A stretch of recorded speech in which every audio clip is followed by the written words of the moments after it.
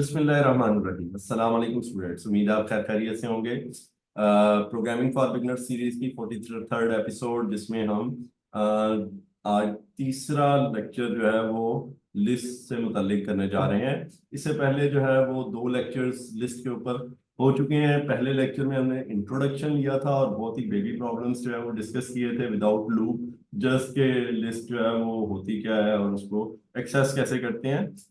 जबकि दूसरे लेक्चर में मैंने जो है वो दो चीजें डिस्कस की थी, वो मैं साथ साथ बताता भी जाता हूँ आपको कि हमने लास्ट लेक्चर में क्या किया था जी। कि अगर आपके पास सिंगल लाइन में लिस्ट के एलिमेंट्स दिए हुए हैं, जैसा कि अक्सर होता है कि मल्टीपल लाइंस की बजाय सिंगल लाइन में ही आपके पास 15, 20, 100, 200 एलिमेंट्स होते हैं, तो आप उनको कैसे जो है वो पाइथन में रीड कर सकते हैं। एंड देन मैंने डिस्कस किया था कि काउंट अगर आपको दिया है तो उसका क्या आप फायदा उठा सकते हैं, जबकि लेंथ का फंक्शन भी आपको दे ही देता है आपको काउंट, लेकिन अगर आपको अलग से दिया हुआ है तो उसको रीड कर लें। वो इसलिए दिया होता है कि बहुत सारी लैंग्वेजेस में वो रिक्वायर्ड होता है, तो उससे जो है ना वो पाइथन में ऐसा जो रिक्वायर्ड नहीं होता, लेकिन अगर आपको दिया हुआ है तो आप उसे यूज कर लेते हैं। एनी हाउ, तो हमने इसको यूज करते हुए क्या कहते हैं इन चीजों को कुछ हैकर रैंक के आपके साथ प्रॉब्लम शेयर किए थे, जो कि ये आपके सामने हैं और इसको उम्मीद है आप कर चुके होंगे। और आज के लेक्चर में हम आगे थोड़ा सा बढ़ते हैं। सबसे पहली बात कि पाइथन के अंदर जो है वो पूरी की पूरी लिस्ट के ऊपर कुछ ऑपरेशंस परफॉर्म हो जाते हैं, unlike Java and C language. ठीक है, तो वो सबसे पहले देखते हैं। अ, उनमें से एक फंक्शन है प्रिंट का, यानी कि अगर आप पूरी लिस्ट को प्रिंट करना चाहें तो आप उस लिस्ट का नाम लिख दें, तो वो पूरी की पूरी लिस्ट जो है वो इस तरह स्क्वायर ब्रैकेट्स के बीच में जिस तरह से हम उसको डिक्लेयर करते हैं उसी तरह से वो नजर भी आ जाती है, प्रिंट भी हो जाती है। ठीक है, तो अगर आप आउटपुट लेना चाह रहे हैं पूरी की पूरी लिस्ट इसी फॉर्मेट पे, अगरचे आउटपुट के बहुत सारे डिफरेंट डिफरेंट फॉर्मेट हो सकते हैं, हो सकता है आप स्पेसेस के साथ लेना चाह रहे हो सकता है आप कॉलन के साथ, हाइफन के साथ, या आप मल्टीपल लाइंस में लेना चाह रहे हो, तो फिर उसके लिए आपको इंडिविजुअल एलिमेंट्स को एक्सेस करना पड़ेगा। अगर आपने इस तरह से आउटपुट लेनी है तो फिर ये बहुत सिंपल है, कोई लूप नहीं चाहिए, कुछ नहीं चाहिए, प्रिंट एक्स लिख दें। इसी तरह से आप कुछ और काम कर सकते हैं। आप एक लिस्ट को किसी दूसरे वेरिएबल को पूरी की पूरी लिस्ट को असाइन कर सकते हैं। अगरचे इस तरह से दो लिस्ट्स नहीं बन जाएंगी, लिस्ट एक ही रहेगी, लेकिन उसके दो हैंडलर्स हैं, एक एक्स और एक वाई। इस बात का क्या मतलब है? इस बात का मतलब यह है कि मैंने लिस्ट बनाई एक्स, उसको असाइन किया वाई को, अब मैं वाई से चेंज कर दिया उसको, मैंने वाई हैंडल को यूज करते हुए, यानी वाई वेरिएबल से y(1) किया, तो वो 100 हो गया। जैसे कि अगर ऊपर वाली आप लिस्ट देखें तो उसमें 45 को मैंने क्या कर दिया, 100 कर दिया। अब मैंने प्रिंट किया एक्स को, तो आप देखें क्या हुआ कि एक्स ही चेंज हो रहा है, यानी वो नई लिस्ट नहीं है, वही लिस्ट है, उसको एक्स भी एक्सेस कर रहा है और वाई भी एक्सेस कर रहा है। ठीक है, तो इस तरह से आप जो है वो ये काम हम करते हैं जब हमने जो है ना वो एक्स को कोई और लिस्ट असाइन करनी हो, तो उसको किसी और वेरिएबल में असाइन कर दिया। इसका कोई यूज आएगा तो मैं आपको इसका फायदा भी बताऊंगा इंशाल्लाह। आगे चलते हैं जी। एक्सटेंडेड लूप एक जो है ना अवेलेबल है पाइथन में लिस्ट के ऊपर। ठीक है, जिसको सबसे पहले मैं जिक्र करता हूँ, फिर उसकी कुछ लिमिटेशन भी बताता हूँ। जैसे कि ये एक लिस्ट है और मैंने यहाँ पे लिख दिया for element in x, for element in x. तो वो एक्स से बारी बारी लेफ्ट टू राइट एक एक एलिमेंट लेता जाएगा और उस पर जो भी काम करना है वो काम हो सकते हैं बहुत सारे। ठीक है, वो काम कौन कौन से हो सकते हैं, जैसे कि ये प्रिंट कर रहे हैं हम एलिमेंट को, तो ये मल्टीपल लाइंस में इन आउटपुट आ जाएगी, क्योंकि प्रिंट की स्टेटमेंट हर दफा मल्टीपल लाइन में बाय डिफॉल्ट जाती है। तो ये लिस्ट जो है ये प्रिंट हो जाएगी, इसकी वैल्यूज इस तरह से। इसी तरह से आप एलिमेंट्स को सम कर सकते हैं। ठीक है, वो जो एक्स ऑफ आई वाला लूप है वो नहीं चाहिए, उसके बगैर भी काम चल सकता है। वो कहाँ पे चाहिए वो भी बता देंगे अभी आपको। इसी तरह से अगर आपने किसी एलिमेंट को सर्च करना है तो वो भी आप इसी तरह से कर सकते हैं। हाँ, इसकी कुछ लिमिटेशन है। ठीक है, क्या लिमिटेशन है? सबसे पहली बात ये कि ये जो एलिमेंट है ये रीड ओनली है, इसके जरिए आप एलिमेंट को चेंज नहीं कर सकते, जिसकी ये एक एग्जांपल है कि आपने लिखा for element in x element plus equal to 1, और उसके बाद एक्स प्रिंट किया तो एक्स उसी तरह से ही है, क्योंकि एलिमेंट एक वेरिएबल था जिसके अंदर एलिमेंट आ गया था। एलिमेंट जो है वो बजाते खुद अरे के अंदर कुछ नहीं कर रहा था, ठीक है। तो वो जो भी एलिमेंट आया उसमें +1 हुआ, अरे के एलिमेंट में +1 उससे नहीं होता। तो एक तो ये कि एलिमेंट जो है वो रीड ओनली होता है। दूसरी जो इंपॉर्टेंट बात है कि समटाइम्स आप लूप के जरिए जब एलिमेंट्स को एक्सेस करते हैं तो आयत एलिमेंट, जो कि हम लेक्चर 2 में बड़ी डिटेल से डिस्कस कर चुके हैं, आप आयत के साथ साथ i+1 और i-1 को भी एक्सेस कर सकते हैं, ठीक है। कि अगर आप इस वक्त जो है वो किसी भी आयत एलिमेंट में है तो i+1 उससे अगला एलिमेंट है, i-1 उससे पिछला एलिमेंट है। लेकिन वो जो एक्सटेंडेड लूप है उस केस में आपको अगले पिछले एलिमेंट नहीं मिल रहे, आपको सिर्फ एक करंट एलिमेंट मिल रहा है। तो ये भी लिमिटेशन है, ठीक है। जैसे यहाँ पे आप सॉर्टिंग के लिए एक्स ऑफ आई को कंपेयर करें एक्स ऑफ i+1 से, ठीक है, तो ये भी काम वहां पे नहीं हो सके, ठीक है। इसके साथ ही हम जो है वो कुछ टास्क डिस्कस करते हैं इन्हीं लूप्स को यूज करके जो अभी हमने डिस्कस किया। कहते हैं read input find min max, ठीक है। तो ये 6 दिया हुआ है और उसके बाद आपके पास लिस्ट दी हुई है सिंगल लाइन में। तो सबसे पहले हमने ये n रीड कर लिया, फिर दोबारा बता रहा हूं कि n रीड कर लिया क्योंकि n इनपुट में था, अगर n रीड करेंगे तो आगे लिस्ट को रीड करेंगे, ठीक है। अगरचे हमें n की ऐसा जरूरत नहीं है, लेकिन चूंकि n इनपुट में पहले है तो उसको रीड करना जरूरी है, वरना लिस्ट रीड नहीं हो सकेगी। ये बहुत इंपॉर्टेंट बात होती है कि अगर आपसे फॉर एग्जांपल मतलब गेट पे कोई वो गार्ड खड़ा है ना, तो आपने गार्ड को पास करना है फिर अंदर जाना है। तो ये इसी तरह से ही 6 जो है वो समझ लें कि गार्ड है, पहले उससे जो है वो सलाम दुआ करनी है और फिर आगे जाना है। तो ये 6 रीड कर लिया, उसके बाद लिस्ट को रीड कर लिया, ठीक है। अगरचे पाइथन में फिर बता रहा हूं कि पहली लाइन को ना भी करते तो हमें लेंथ के फंक्शन से लिस्ट का लेंथ मिल जानी थी, लेकिन अगर ये दी हुई है तो उसको रीड कर लें और इस वेरिएबल को यूज कर लें बजाय लेंथ का फंक्शन यूज करने के। खैर, अच्छा जी, हमने एक तरीका यूज किया मिन मैक्स फाइंड करने का जिसमें हमने इसको इनिशियलाइज कर दिया -1 से। और भी तरीके हो सकते हैं लेकिन ये तरीका हमने अडॉप्ट किया है। ये तरीका पॉजिटिव नंबर्स के लिए काम करेगा, नेगेटिव नंबर्स के लिए -1 काम नहीं करेगा, ठीक है। ये किसी वक्त हम जब माइनस प्लस दोनों लेंगे फिर आपसे उसको भी शेयर करूंगा।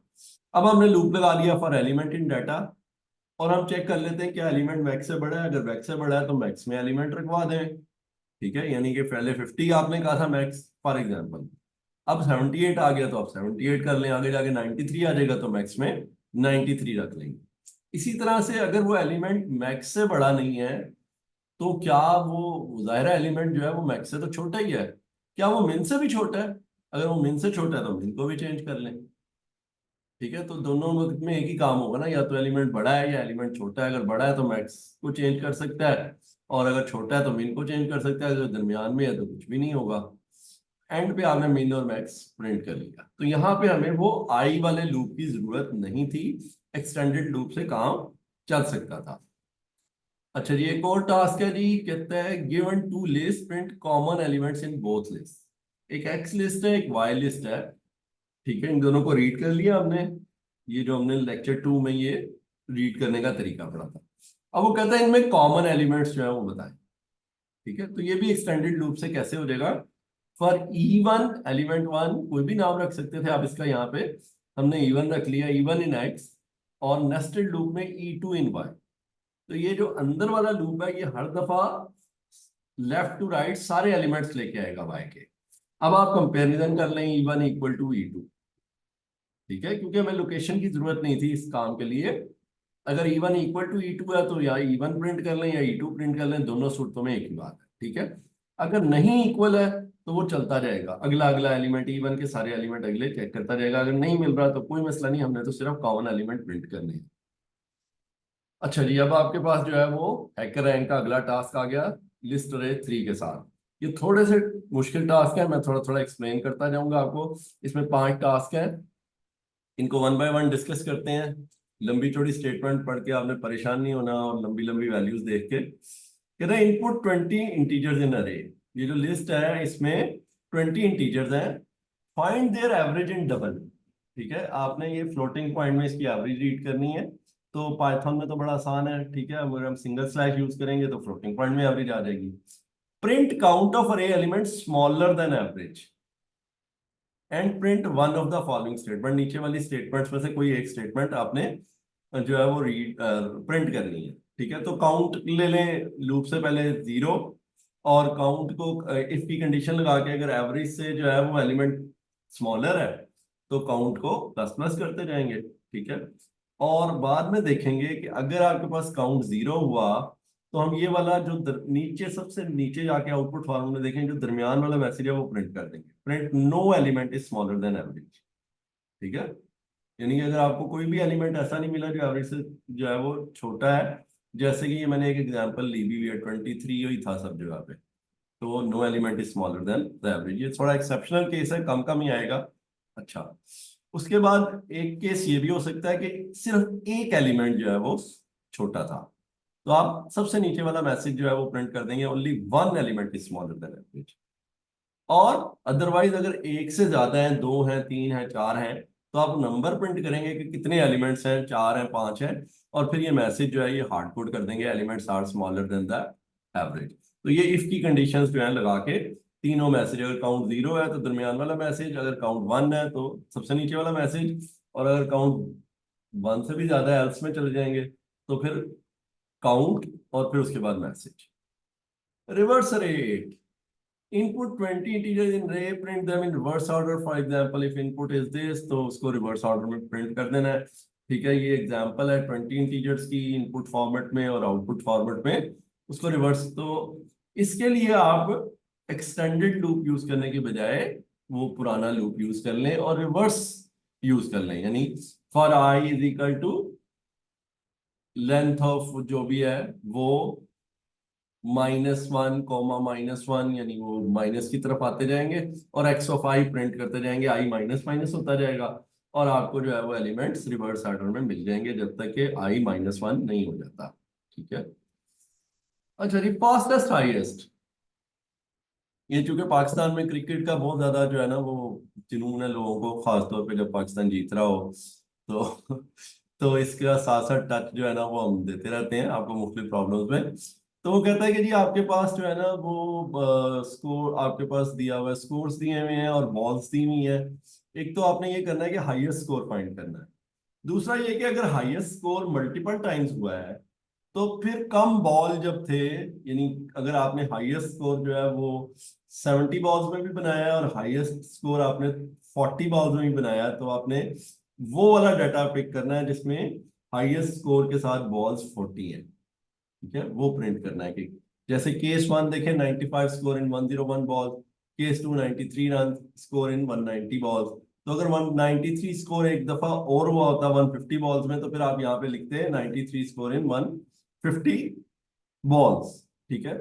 अच्छा जी, आपके पास इनपुट क्या है? इनपुट में आपके पास नंबर ऑफ केसेस हैं, कितने प्लेयर्स का डाटा है, ठीक है, उनके कितने मैचेस हैं, और फिर लिस्ट के अंदर दो चीजें इकट्ठी दी हुई हैं, score ball, score ball, score ball, पहले मैच का स्कोर, पहले मैच की बॉल, दूसरे मैच का स्कोर, दूसरे मैच की बॉल।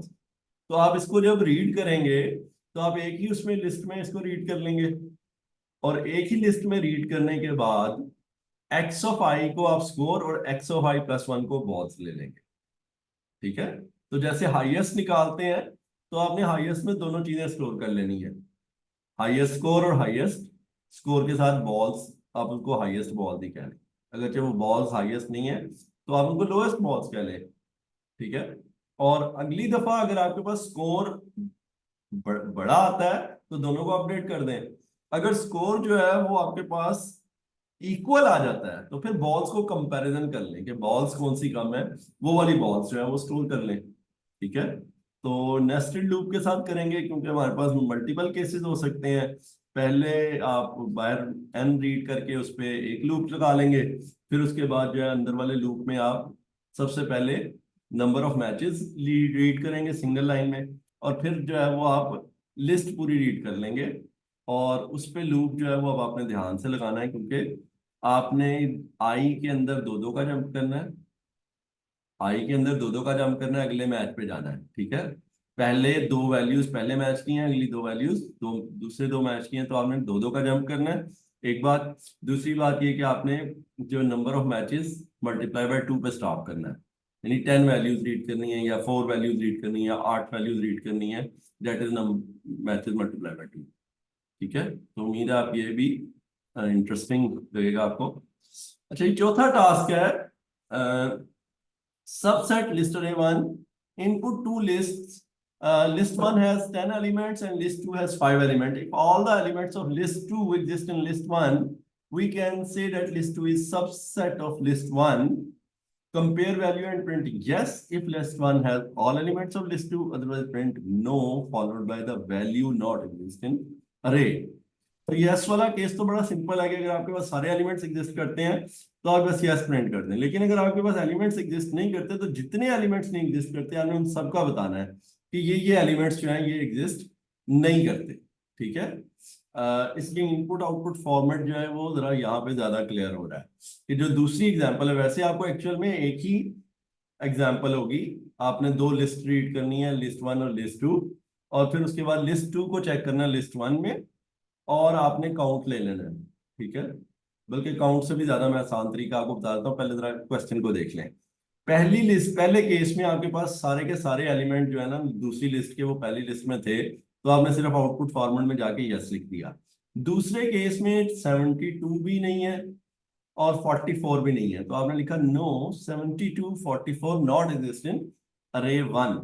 ठीक है, तो इसके लिए आसान सा ट्रिक आपको ये हिंट दे रहा हूं कि आप स्ट्रिंग ले लें एम्प्टी, और जो एलिमेंट आपको नहीं मिलता, ठीक है, जो एलिमेंट नहीं मिलता उस एलिमेंट को आप उस स्ट्रिंग में कंकैटिनेट करा लें। जो एलिमेंट नहीं मिलता उसको स्ट्रिंग में स्पेस के साथ कंकैटिनेट करवा लें, और जब आपके पास ये नेस्टेड लूप खत्म होगा तो बाहर जाके देखें अगर आपकी लिस्ट जो है वो स्ट्रिंग जो है एम्प्टी है, इसका मतलब आपके सारे एलिमेंट मिल गए। ठीक है, क्योंकि स्ट्रिंग आपने एम्प्टी ली थी और आपके सारे एलिमेंट्स मिलते गए तो आपने स्ट्रिंग के अंदर कुछ भी नहीं रखवाया। लेकिन अगर आपके पास स्ट्रिंग में कुछ आ रहा है, एम्प्टी नहीं है, if s is not equal to single quotes double, वो जो भी आपने अगर डबल कोट्स के साथ स्ट्रिंग इनिशियलाइज कराई है तो फिर वो double quotes without any character, और अगर सिंगल कोट्स के साथ कराई है तो सिंगल कोट्स का पेयर विदाउट एनी करेक्टर, इसका मतलब है कि स्ट्रिंग एम्प्टी है। तो यस प्रिंट कर दें, और अगर स्ट्रिंग एम्प्टी नहीं है तो फिर नो लिखने के बाद वो स्ट्रिंग प्रिंट करें और फिर आगे जो मैसेज है वो हार्ड कोडेड वो दे दें। अच्छा, ये टास्क 5, एवरेजेस ऑफ एवरेज। ठीक है, you have score 3 players in 5 matches, find average of each player, find average score in each match, finally find overall average। input output contains example and output format। input format में क्या जी, 3 आपके पास list दी हुई है, ये 3 players हैं, उनका data है, आप इनको सम करके 5 से डिवाइड करके, हार्ड कोडेड है ना, 5 मैचेस ही हैं, तो आप इनको 5 से डिवाइड करके average of first player, average of second player, average of third player, solution की तरह मैं बाद में जाता हूँ, फिर आप ओवरऑल एवरेज देंगे, फिर इसी तरह से आउटपुट फॉर्मेट को देख के बता रहा हूँ। Average in first match is 40, what is this, 30 40 50, पहला कॉलम देखें, अब रो की बजाय पहला कॉलम, 40 50 60, तो 50 50 60 70, ये मैंने जानबूझ के इस तरह तरतीब लगाई थी ताकि आपको समझ आ जाए। तो ये आपने कॉलम वाइज भी एवरेज निकालनी है, रो वाइज भी एवरेज निकालनी है। ठीक है, क्योंकि हमारे पास डाटा जो है वो फिक्स्ड है तो चीजों को हार्ड कोड किया जा सकता है। सोल्यूशन की तरफ जाता हूँ, थोड़ा सा हिंट देता हूँ आपको। सबसे पहले तो आपने जो है ना वो S1 स्कोर 1 स्कोर 2 स्कोर 3 तीन लिस्ट रीड कर ली, स्कोर 1 स्कोर 2 स्कोर 3 तीन लिस्ट रीड कर ली। ठीक है, फिर आप एक ही लूप चला लें या 3 लूप चला लें। अगर आपने एक्सटेंडेड लूप यूज करना है तो फिर 3 लूप लगा लें, और अगर आपने जो है वो आई वाला लूप यूज करना है फिर एक लूप से भी काम चल सकता है। लेकिन आप सम 1 सम 2 सम 3 तीन वेरिएबल्स ले लें, सम 1 सम 2 सम 3 तीन वेरिएबल्स ले लें, और लूप के अंदर जो है वो स्कोर 1 को सम 1 में ऐड करते जाएं, स्कोर 2 को सम 2 में ऐड करते जाएं, स्कोर 3 को सम 3 में ऐड करते जाएं। लूप से बाहर आके सम 1 को 5 से डिवाइड कर दें, आउटपुट में देखें पॉइंट्स नहीं आ रहे तो डबल स्लैश से डिवाइड कर दें, सम 2 को डिवाइड कर दें डबल स्लैश से 5 से। ठीक है, इसी तरह सम 3 को और ये आउटपुट प्रिंट कर दें। सम 1 सम 2 सम 3 तीनों को ऐड करके ब्रैकेट में या तो पैरेंथेसिस यूज कर लें या फिर किसी और वेरिएबल में टोटल सम, ओवरऑल सम, कोई भी इस तरह का वेरिएबल लेके सम 1 सम 2 सम 3 उसमें ऐड कर लें और फिर उसको डिवाइड कर दें 15 से। ठीक है, क्योंकि 15 फिर वो आपके पास हो गए ना, तो उसमें से ओवरऑल एवरेज आ जाएगी। अच्छा जी, अब आखिरी 5 आउटपुट्स पे चलते हैं। अब इसको भी अगेन आप हार्ड कोड कर सकते हैं। लूप लगाएंगे तो थोड़ा मसला होगा, लूप में कोई खास फायदा नहीं होगा आपको।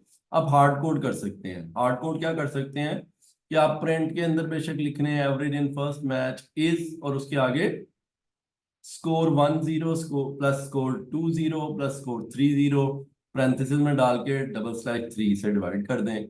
इसी तरह ही सेकंड मैच वाले में score 1 score 2 score 1 1 score 2 1 score 3 1।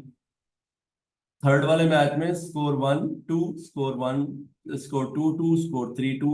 इस तरह से आप इसको हार्ड कोड करके पांचों के लिए कर सकते हैं। ठीक है, तो उम्मीद है कि आप इसको करने के दौरान काफ़ी चीज़ें सीखेंगे, और अगर कोई प्रॉब्लम आएगी तो इंशाल्लाह हम आपको सोल्यूशन में तो गाइड करेंगे। लेकिन अगर आप मेहनत करेंगे इनके ऊपर तो आप सोल्यूशन देख के बहुत कुछ सीखेंगे। अदरवाइज जो है वो, जैसे मैं हमेशा कहता हूँ, सोल्यूशन देके कोई बहुत आपको फायदा नहीं होगा। तो उम्मीद करते हैं कि जी आप जो है ना वो इसको प्रैक्टिस करेंगे, और इसी तरह ही हमारे साथ जो है वो प्रोग्रामिंग सीखते हुए आगे चलते जाएंगे। तो इंशाल्लाह मिलते हैं अगले लेक्चर में, तब तक के लिए अल्लाह हाफिज़।